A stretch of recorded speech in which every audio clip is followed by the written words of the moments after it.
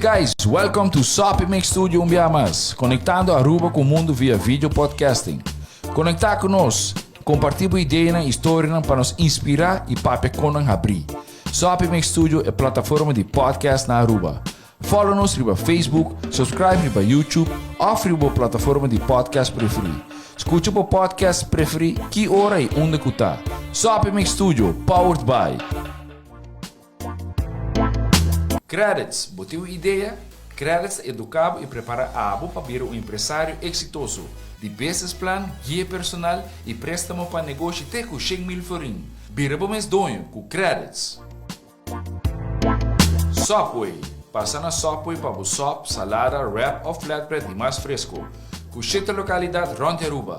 Nós está cerca de Ibo. Sopway. Swingmasterz. Organizando events, conferences of weddings. Mister de luz, sound, staging, DJ, trussing of LED screen. Swingmasterz está klaar para ser boa fiesta éxito. Swingmasterz. E agora, Sopi Mix Studio é plataforma de podcast de Aruba está apresentar.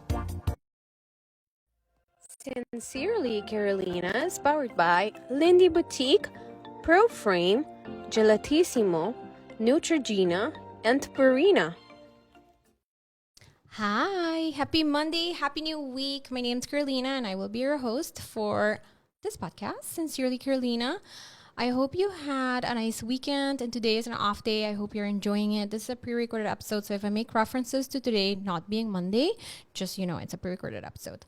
I have an awesome guest today, but before we go into that, I want to say thank you to Sopi Mix Studio for allowing me to talk about whatever I want to talk about, but also to my awesome sponsors for making this possible. So thank you, Lindy Boutique, Proframe, The Shelf, and we have some new sponsors. Yay! We have Crest, be pending for the Smiles campaign, and we also have CeraVe, which is skincare, and we will be talking about giveaways about that too later. So, hello, we have here Levi Silvanie. Yes. How are you? I'm good. Boom. Awesome. Okay, Levi.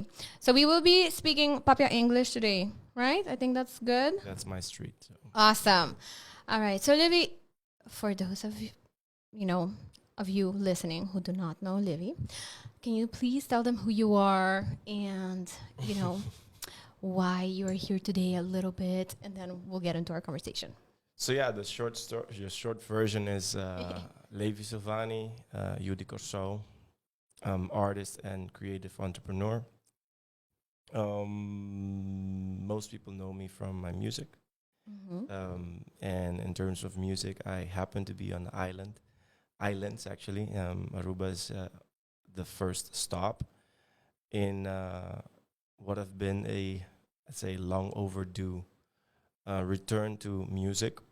My new album, entitled Chismimis, is coming up this September. And a while ago, I decided, or I felt intuitively, that I need to do something with my story and what the album represents, and just head to the islands and visit schools, high schools. I think students from the ages of 15, not necessarily only students, but if we could get a chance to just have like open conversations with the youth about mental health, self-care, and personal growth in general, that was the goal. And zo gezegd, zo gedaan. We just bought our tickets. No further plans than just, come to the islands and make sure that we at least reach one person. And a lot more than that happened, to be honest. I did so far a bunch of public listening sessions, and we visited 3 schools. And after this, next week, we're flying to Curaçao and Bonaire to do the same. Awesome. I mean, it sounds like you have had an eventful couple of weeks, days here in Aruba, right? And some eventful coming up as well on the other islands. But you mentioned a couple of things, and we'll go into a couple of them. But tell us a little bit about why you think it's so important to have these conversations with the youth, right? I mean, the conversations really on mental health and self-care have been growing in so many different scenarios and settings. A lot of it happening on social media, and also kind of like scripted ways on what that should look like, but reality is different. So what made you feel like you really wanted to reach this group in particular, and what are you really trying to convey to them when you talk to them? Well, first of all, I want to answer the latter. I'm not sure if there's anything that I want to convey per se. Kind of like, okay, I want to teach these young adults anything. It's more like wanting to understanding that the need to just have conversations, but more so, I think I have a better understanding of how to be a listening ear. Nice. And this is due to the fact that I'm a parent now. I have 3 kids, of which 2 of them are not my biological children, but they're teenagers, and in my life, actually, I've had, someone very close to me, which is also a teenager, suffer from, the want and the need to, end their own life, and not knowing that this person was going through these types of, feelings and experiences herself, and being a person that had my fair share and sometimes still have my fair share of struggles in terms of, anxieties and traumas, and even to the point that I wanted to end my life also, and when you're confronted with that, and while you have such a close relationship, or you think you have such a close relationship with someone, and you know someone that well, and when you get to know what's actually happening below the surface, it makes you wonder. And I can imagine that people that don't have, maybe the innate feeling of I need to do something about this, because I think in general most of us react with or disbelief or shock or even the need to avoid anything that is uncomfortable. And for me, I feel like I had the blessing to be able to not only be on the end of the one dealing with someone that's struggling, but also being someone that struggled basically my whole life since I was a teen. So being in that position to know the AB, like both sides, I think it's only fair to do whatever I can to create a safe space, or at least create a moment where empowerment and motivation can happen, basically. Yes, and you said a couple of very interesting things, right? It's and we sometimes have to also be honest as to our own capabilities. So a lot of people will tell you, especially when something serious happens, like, I'm here for you, just let me know if you need me. But I think that very few people truly understand what that would really mean in practice if you are going to be there for somebody who, for example, is at the point of wanting to end their life, that is the only outcome that they see. So I think that's also very important, for the people that are listening, maybe if they themselves are not necessarily struggling, that the moment you become a listening ear, one, there are things that might not be in your control, you may not be able to fix it, but also being aware of your own capabilities and being honest as to that as well. Because it might create false expectations for the other person wanting to receive a certain form of help. Yep. What has been your experience? And you can share from your own personal experience, but also talking to others where you have seen situations or felt situations where you, like you said, you think that somebody has got your back, or somebody well, and then a situation presents itself, and then you're like, oh wait, hold on. Yeah. In my personal situation, I've never expected anything from anyone. Okay. And I'm not here to kind of promote that at all. That was just my experience, you know, since I was a kid. What helped me was to, and when I say help, I'm not talking in a positive way. I'm talking about, you know, forging my own path. What has been my go-to response to life and in general, anything that happened within my life was to close off.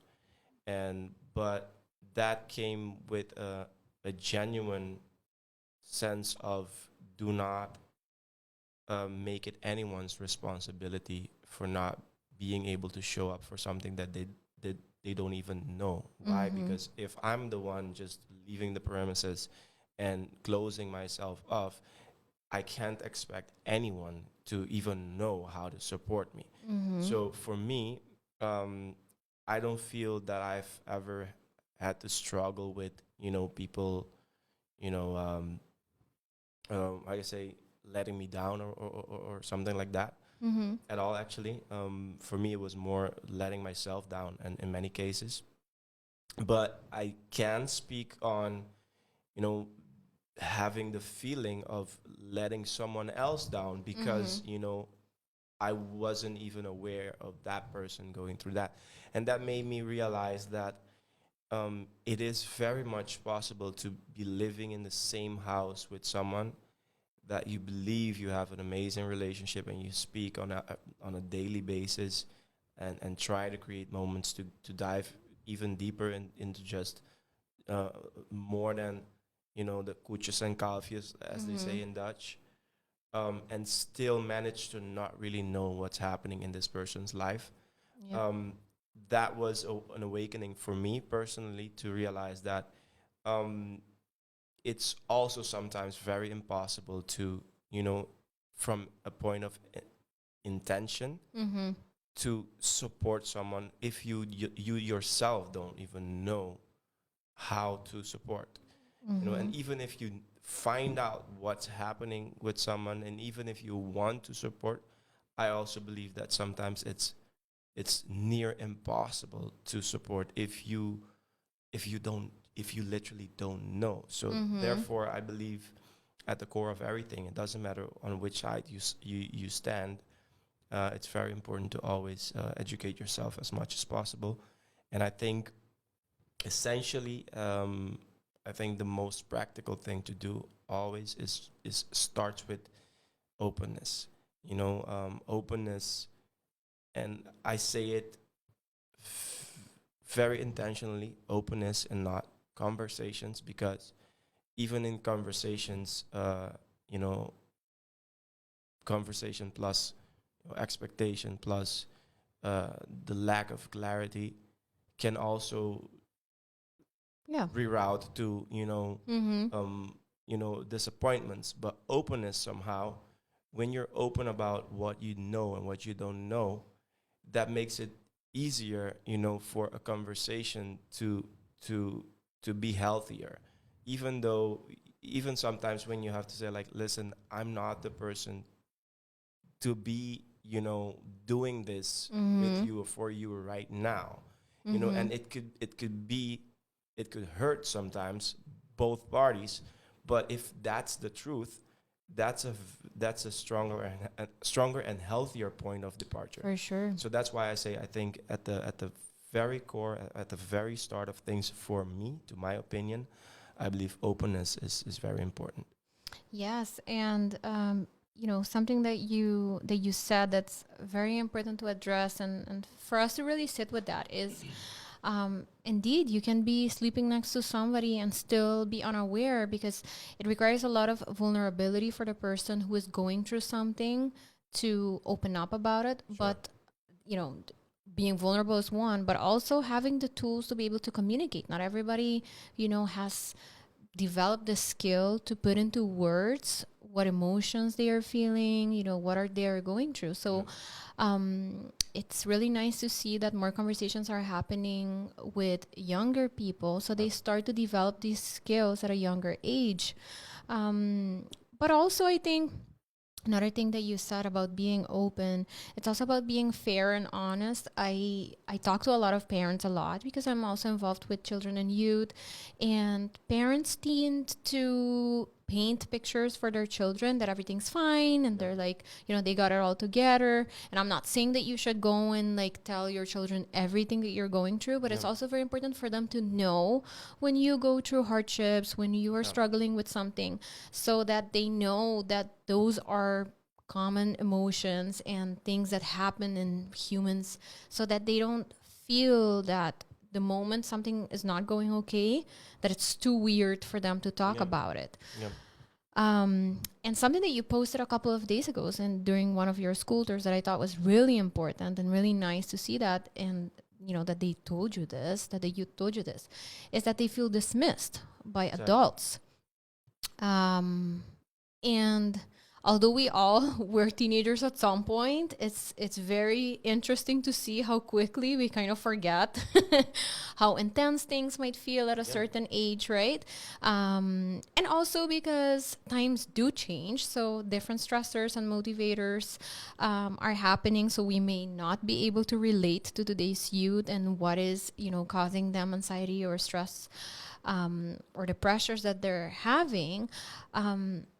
Yet, even if they do choose to some way somehow reach out in whatever way they can, they're often dismissed. When you were having these conversations and they said this, what did you think about that? Or how did you feel about that? You know, and maybe even as an adult, because adults also dismiss other adults. It's not just, you know. Mm-hmm. So, like, again, I'm very big on... I think my life mantra, and as cheesy as it may sound, stems out of something I've coined myself, which is based on the philosophy of Jesus, that everything you need, you are. And everything you need, you are doesn't dismiss others. It doesn't say like, only you matter and quote unquote fuck the rest. Everything you need, you are starts with you realizing that it is your responsibility from the moment that you are aware, because at a certain point in your life, I don't know exactly what age that is. To me, it doesn't really matter, because it seems like with the day, kids become more aware and at a younger age. So to me, it doesn't really matter at what age, but as soon as you are aware of yourself, I think it's the responsibility of everyone else that's lived long enough to be in the position of influence to a younger community. It's important to teach ourselves that, hey, we have a responsibility to ourselves primarily, you know? And so how I approach moments like that is it's empathy, because I can relate. I totally relate. And one thing was very beautiful to be able to share with these kids is the fact that, as you rightfully said just now, like sometimes we forget that we were in that same, you know, position. But what does that tell us? What it tells us is that everything, nothing lasts forever. So everything shall pass. Like this moment just passed. You know, what you're struggling with will pass. Maybe another it will be taken over by a different struggle. But I think struggle is a part of life. But to remain a victim of your struggles from a point of perspective, I think is something that we all have personally a responsibility to ourselves to decide how we position ourselves within, you know, the life situation that we're going through. Of course, I have all respect to there's certain conditions that people struggle with that doesn't really leave out enough, you know, let's say space to say, oh, I'm independent, you know, because for instance, I have a friend, he just lived a normal life up to his 25th birthday, something like that, just became a father, and few weeks later was diagnosed with ALS. Now he's, you know, just, you know, immobile, sitting in a chair and communicating with a computer. What do you say to someone like that? But even a person like that has told me a lot about, you know, taught me a lot about our the power that we have within ourselves to to to choose how we want to, stand in life, even if you can't physically stand anymore. Mm-hmm. And that's there's a book, and I don't know if you have read it, but I always recommend it to everyone. It's called Tuesdays with Maury, and it's about a professor who also gets ALS. Wow. And it's a very heavy diagnosis in this case, and like you said, some situations, and it's not that it takes away from how you're feeling, but some situations give you more hope to look forward to than others. With something with ALS, the reality still to this day is that your life is literally going to an end at a quicker pace. But it's what are you going to do with the remaining time that you do have, and what responsibility are you going to take of your own emotions at that point. And we have a tendency in our culture with these stories is that we pity people in the first place, right? When somebody is going through something really heavy, we pity that situation. So, if we think about things like suicide even, people are like, pika. Those are like the first words that come out of people. Conchali yung hende no awake se. And all of these emotions are fair and you can be feeling them. It's more of like, okay, but are we providing spaces for people to take responsibility of like their own emotions where they are aware enough? And you said something that's pretty interesting, that nowadays, because of social media and the internet, children are coming, much smarter in certain areas. Self-awareness is one of them. But then what do you do with that? Exactly. Especially if they're dealing with adults who are not even self-aware themselves. So I think that's an interesting conversation. I like how you said that, it's like you can't expect something of somebody who cannot relate or feel that. Exactly. Yeah. And that's why I say I'm big on the empowering aspect, because all I can do is listen to these kids and share my experience and try to do that in an empowering way. Why? Because at the end of the day, like, what do you say to a kid that has parents that has their fair share of reasons why they can't emotionally be there for their child? What do you say to a kid like that? And then I feel like in this moment there's no time to waste. All I can do is start with helping this child to realize what her gift and what her power is. And that starts with understanding that there's power, there's magic in openness. And that openness doesn't mean, okay, just go out and about and just talk to everyone randomly, but it starts to like accepting that you are not okay with some aspect of your life, and parallel that with a hunger to not remain that position. Why? Because that is a temporary thing. Even if it lasts, it feels like it lasts forever. It's series of things, because that's life, So one of the practical things I've been talking about is how like journaling has helped me in my life, and not just journaling for the sake of journaling, but journaling because I needed, despite the fact I didn't know who to trust, I needed to get it out there. And after it was out there, even in there, meaning the notebook, after that, I went a step further and turned it into music. So my music is literally journals written to myself, notes to self. But then the moment I opened up to the world, not only does it inspire others, but it also makes you realize that, hey, people, even though the people you would love to embrace you for being open are not the ones to likely to do so, but do not underestimate the power of what being open can do. because there's always someone listening. Yes. You know, so that's the most practical thing I've been trying to share through my own experience, because I really, truly, profoundly believe that it is possible. And I also think that it's undeniable to say it's not true, because my music has stemmed out from that place of hurt. You know, it comes from that practice, just opening up and being actually surprised by how the world, you know, communities has, you know, not only embraced my music and embraced the person I am, but also found like tools within that, you know, my personal stories, my personal experiences.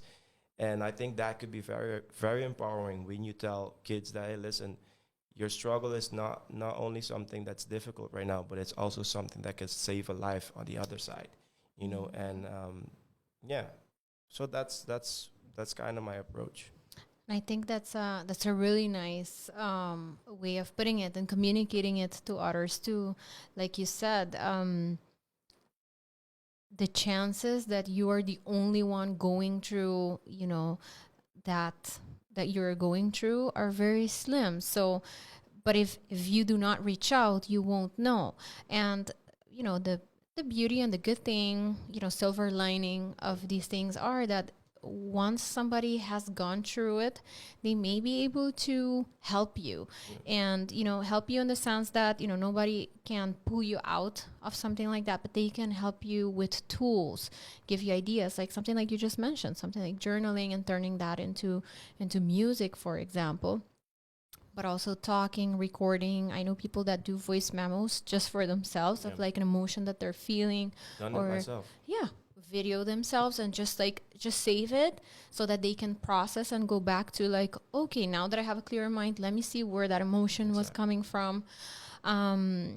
But that can be scary, and I'm sure that for the youth, that's also scary, the moment that, you know, they start getting intrusive thoughts. And I know that you have been in that situation, and I have personally also felt intrusive thoughts, and it can be very scary. And intrusive thoughts, you know, come in so many different ways and in waves. So it can start from, you know, you're a failure, or you're not doing good enough, and, you know, this is going to suck, and you were not good at this thing that you just did, all the way to maybe life will be better if you don't exist. So there's different levels of this, but the moment you start identifying them, we tend to dismiss them as to pinning them down and be like, okay, where is this coming from? Is this really true, right? And doing that. So thank you for having these conversations with the youth, because they're important. And I do hope that more of these conversations happen, and not just from the place of like, okay, self-care and make sure you sleep enough and drink enough water. Exactly. And because these things are important, I am not saying they're not. Of course. But also being vulnerable and talking about the ugly that comes with it, and the sad and the dark that comes with it, because that is where usually people can identify and find themselves. Yeah, I think you know, I'm glad you said that, because like in my personal experience, and I've at one of the last schools I visited, I think it was Colegio Arubano. I had a really interesting conversation with a very small group, and I told them that sometimes even those, like the checklist, the health checklist that we go through, becomes the exact thing that, you know, pushes us even deeper into, you know, our unhealthy habits or unhealthy ways of looking at ourselves. Why? Because when you are hungry to, you know, better yourself, or, you know, experience some type of change within your circumstances and your situation, you seek for practical steps. And sometimes, especially if you don't want to share it with anyone and want to talk about it, you tend to look things up by yourself and try to do it by yourself. And 9 out of 10 times, what you get are 7 steps for 21 steps for this. And Yep. And the moment you find yourself not being able to drink water like that or sleep the hours they say you know, or meditate or do yoga or eat, all of a sudden have a complete, you know, Specific diet. Yeah. like that can be detrimental, like extremely detrimental. And that's why for me, honestly, I really don't care about how other people would look like it, but this is my truth and my opinion. I believe it starts with the curiosity within and turning that into being open to yourself first and foremost, because I believe that when you start practicing that, it's like a muscle. You become better at it.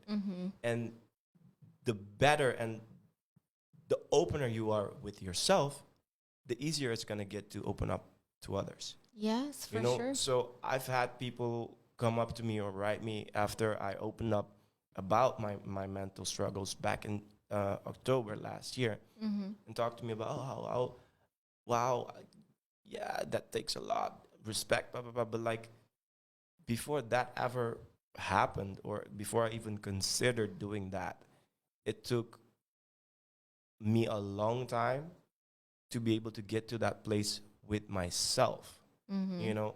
So I'm at the place where I'm comfortable enough to be open to myself, about myself, where I am and where I'm not. And if that's not a place of departure, and I don't think it's the only, but No, of course. I do believe that it's a very, very healthy place to start in a world where there's so much information and everyone knows best.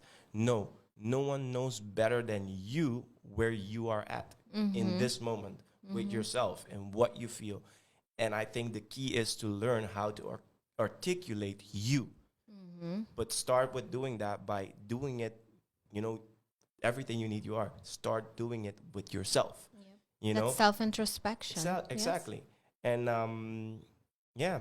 And I mean that's what I know of, and that's what I can vouch for.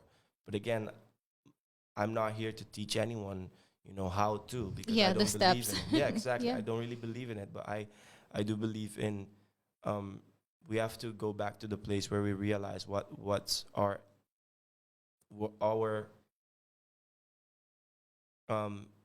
what we are.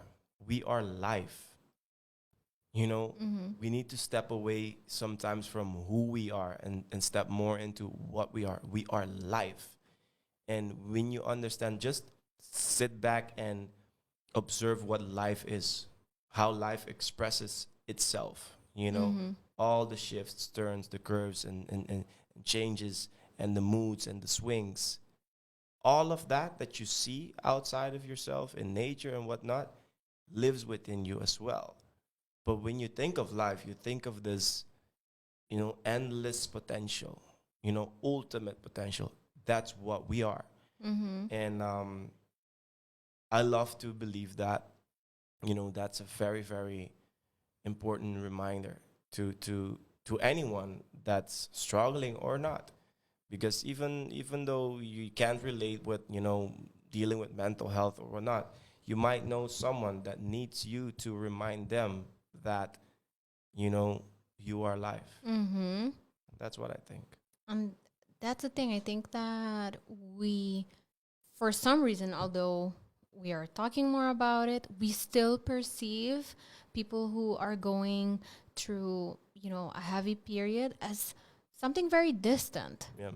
Well, we all go through it and we go through it in different ways, but we still perceive it as something distant. So I do want to ask you about, you know, your decision to come out last year, have a very vulnerable moment, you know, especially because you are a public person. So of course this comes with added pressure, scrutiny, and questions. But you made a decision to go public with this, you know, this time of your life that you were going through, but also creating then a space to talk further about it. Can you tell us a little bit about making that decision, but also maybe what it was like, you know, that feeling from then having everybody. Yeah. So Yeah. I want to start with how it felt afterwards. I want to start by saying I almost had the opportunity to foresee some of what was potentially going to happen, especially the negative. Okay. Because I think for as a professional and as a public figure, you have to, I don't know if the right word is risk management, but I do believe that it's important to understand your responsibility and and to kind of, be aware and mindful of what, your actions can create. So it was very difficult, not for the fact that I've opened up, but it was very difficult to see how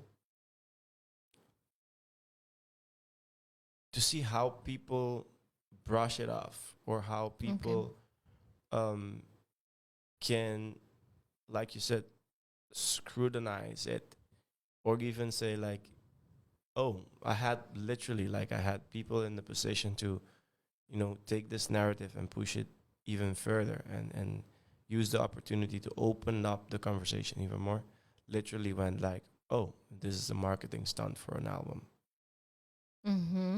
And I had days that I took it very, very personal, and that it really, really hurt. For many reasons that I don't think it's even relevant anymore to dive into. But for the sake of this conversation and your question, it was beautiful yet painful to be able to feel how it feels, for instance, what these kids might feel sometimes. It's like, oh, people assume that because you're an artist, and one of my colleagues said last week, oh, people assume that because you're an artist, you look good, you stand on big stages, and you have a couple of great songs, that you don't have anything to worry about. And that's how it felt. It felt like one day you are accepted because what you do is acceptable, or you make positive songs, stay in your lane. The moment you try to do something that people don't expect, it's like, this is not real, and who are we to judge what's real or what's not, and I'm happy to have lived long enough to realize that everyone has an opinion and may have an opinion, and in a world where it's basically the opinion world, we're living in an opinion world, because that's what the internet does.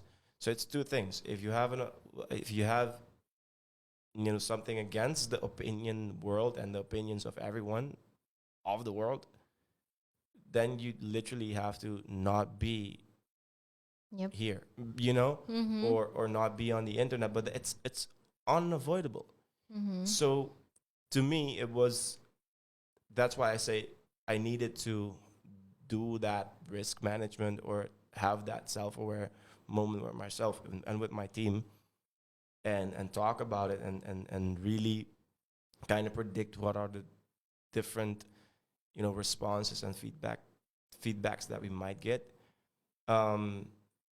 So I guess what I'm trying to say is there was two sides of it.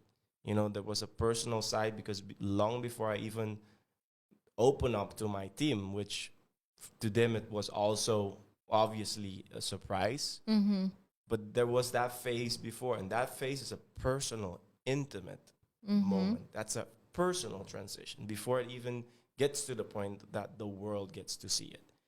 So if I can go to that moment with you, I think that was how I felt my whole life. Like since I was a kid, I felt like people are always watching, and people are always like looking up to me. and that's due to the fact of how, I was raised in a family where we were, very known within the community due to my parents' career as musicians.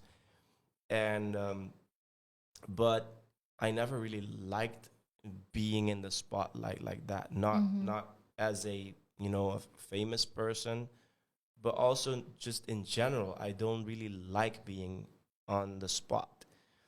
But I always had the feeling though that the moment I say something, something happens. It's like people listen, right?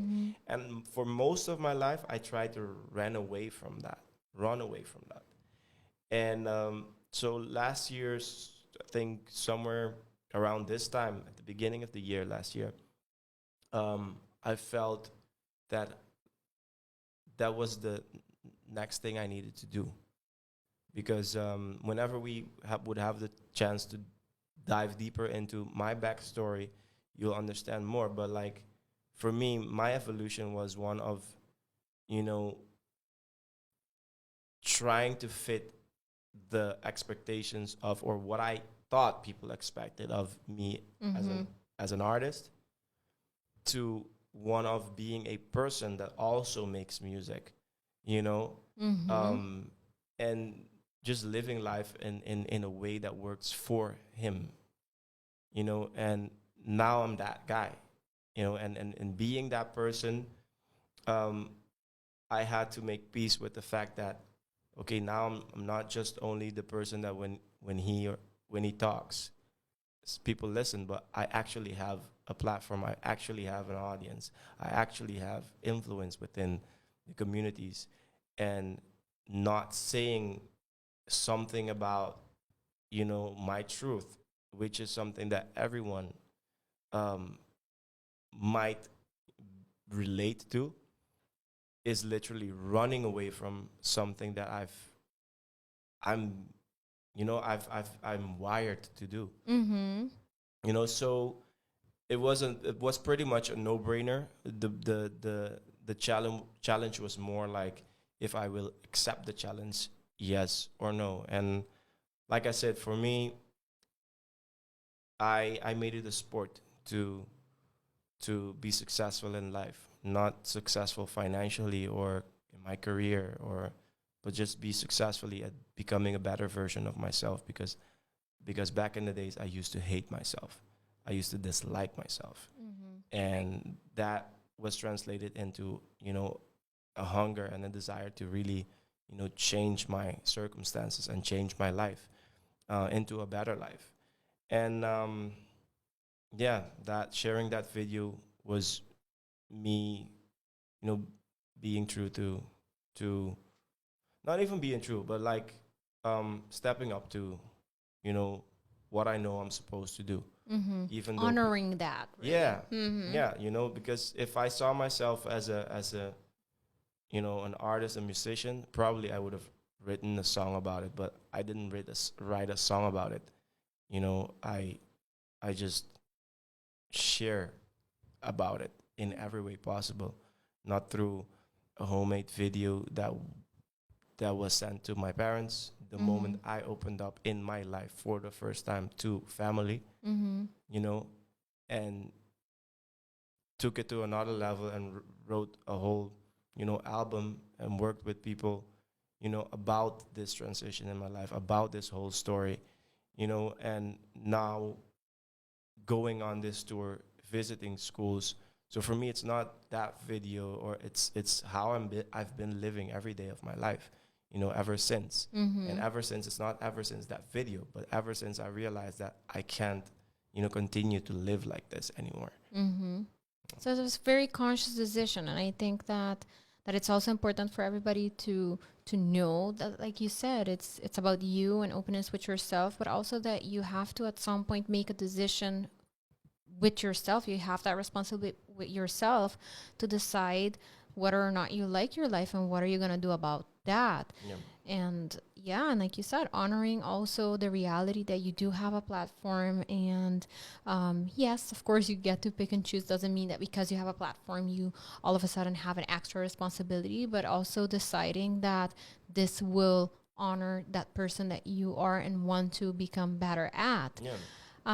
So thank you for that. So maybe last question, because of course our time is running up a little bit, and I do feel like we do have to have some follow-up questions and a follow-up conversation. I think also maybe after your album is out for everybody to listen, then definitely we can talk a little bit in depth more about that. But what can we expect, as it is, as you're starting to talk about it a little bit and getting everybody hyped up for it, what can we expect? From the album? Yes, and from you as well. What comes with this next phase?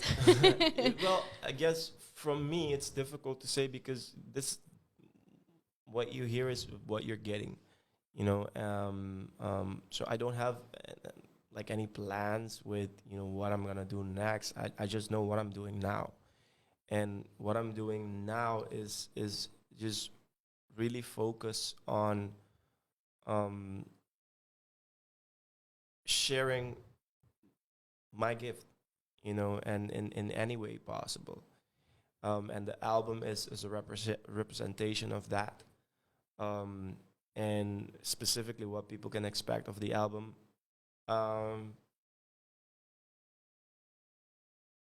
Well, I think the best way for me to explain this is that this album has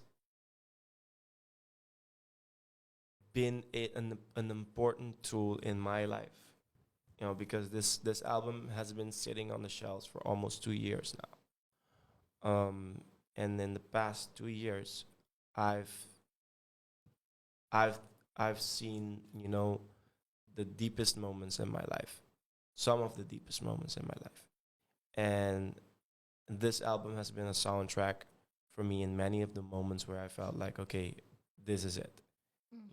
Whatever that meant. And so in terms of what the content of the album is, this album, I think it is a life-changing body of work in terms of messaging and what it holds and what it can bring to the table. In terms of music, I think it's a very refreshing and very surprising body of work. I think what I'm doing sonically and lyrically is something that my current audience probably might not expect. Okay. But at the same time, it will feel at home. And this album is just amazing, and yeah, it truly is. I think I've had the opportunity to really work on this album the same way, one would build their first house, because to me, in many ways, it feels that way. Like I had the chance to take my time and really create and build something with a group of people that I respect and love, but people that I could have been truly open with, So because this was a very therapeutic process and a therapeutic project.